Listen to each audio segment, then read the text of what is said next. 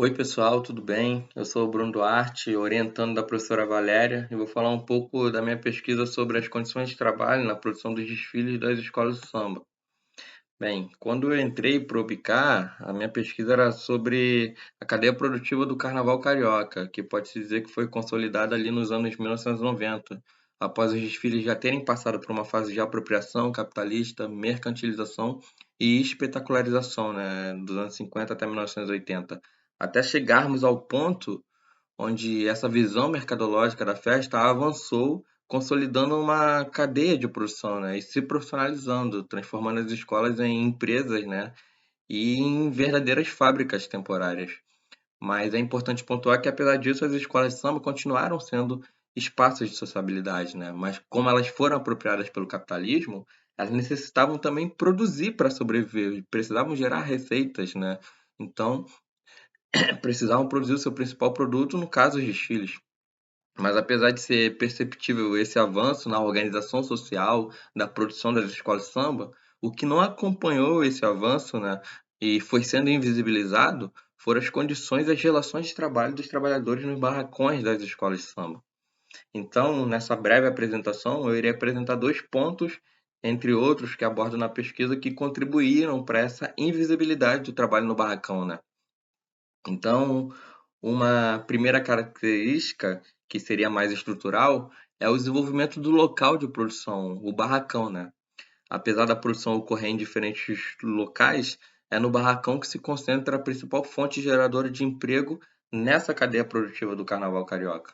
E historicamente, os barracões, eles sempre foram espaços improvisados, né? Amplos galpões onde sua função original era outra. Foi assim que o pavilhão de São Cristóvão, né, nos anos 70, que hoje é onde ocorre a Feira de São Cristóvão, e também foi assim com os galpões da Companhia das Docas. Além disso, também tiveram os terrenos baldios, né? E ainda tem hoje, né? Hoje eles são uma realidade para a maioria das escolas de samba do Rio de Janeiro. Enquanto que as escolas do grupo especial, elas possuem o privilégio, né, se comparado à grande maioria das escolas, de terem um barracão na cidade de samba. E a cidade do samba, apesar do seu lado positivo, ela também faz parte do problema. Ela faz parte do problema na medida em que ela foi construída de modo a não alterar a organização do trabalho nos antigos barracões, né? Naqueles espaços que eram ocupados e se perpetuavam várias mazelas para os trabalhadores, né? Então, não se tratava de um novo projeto, né? É, porque todo aquele layout dos antigos barracões ele não foi alterado. Então, você traz aquelas mazelas, aquelas atividades que ocorriam de forma insalubre para dentro dos barracões da cidade de samba, né? Para os trabalhadores que trabalham nos barracões da cidade de samba.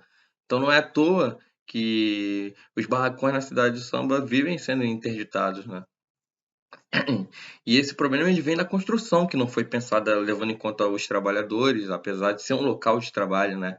Você quer o produto pronto, então você replica aquela organização da produção que já era cheia de atividades insalubres e você não resolve o problema, você só fica remediando, interditando. O outro ponto seria mais conjuntural, né?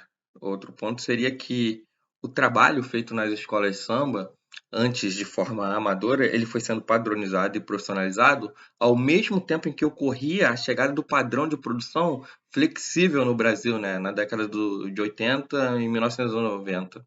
E esse padrão, em síntese, ele prezava pela eficiência, pela redução de custos, né, o toyotismo, né, que substitui o fordismo. Então, o que vai marcar o avanço desse padrão de produção flexível no mundo, e não só aqui, vai ser a desregulamentação das condições e dos direitos trabalhistas, né? Vai ser o crescimento do trabalho flexível, do trabalho precário. Então, aquela precariedade estrutural do trabalho no setor carnavalesco, ela não vai ser atenuada à medida que o setor se profissionaliza, né? Mas ela vai ter uma tendência a aumentar a precarização. Não é à toa que o trabalho hoje principal na produção das escolas de samba é o trabalho flexibilizado. Mas ainda assim, apesar disso, né, o trabalho nas escolas de samba, ele não tem um caráter de viração ou bico. E aí é um ponto-chave, porque a gente tem que se importar cada vez mais em dar visibilidade para esses trabalhadores. Porque, apesar de ser temporário, da precariedade, muitos trabalhadores veem o barracão o barracão como um espaço principal de trabalho, né? E as outras atividades fora do período da produção dos desfiles, fora do período carnavalesco, é que são de viração para eles. Então, nessa apresentação, eu busquei realçar alguns pontos relevantes da minha pesquisa sobre os trabalhadores dos barracões, e o momento em que eles voltam a trabalhar ainda durante a pandemia, né? E, por fim, eu só queria dizer que a gente fala muito sobre a modernização da gestão das escolas de samba, né, do seu caráter empresarial, mas também é preciso pensar na modernização das relações de trabalho dos sambistas, dos trabalhadores que fazem o enredo e ir para a rua, né, e ir para a passarela. Então é isso. Obrigado. Valeu, gente.